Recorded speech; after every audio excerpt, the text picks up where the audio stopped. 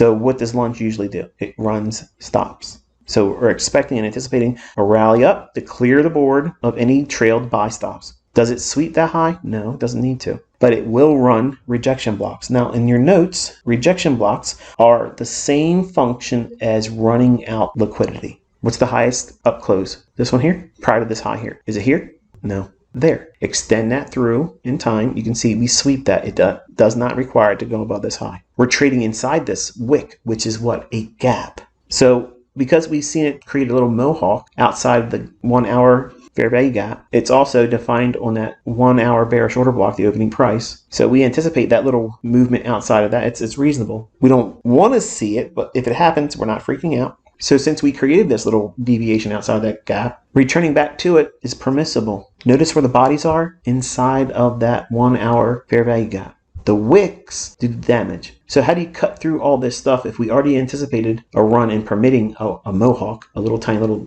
coloring outside the lines, if you will? We have to look in here. Where is the rejection block? Think about your PD array matrix I taught you in core content month 4. There's your highest up close. That's your rejection block. Extend it to the right, and as you see what we're doing, we're wiping that out. It does not need to take out the wick high. Rejection blocks are a very instrumental part for me utilizing time distortion.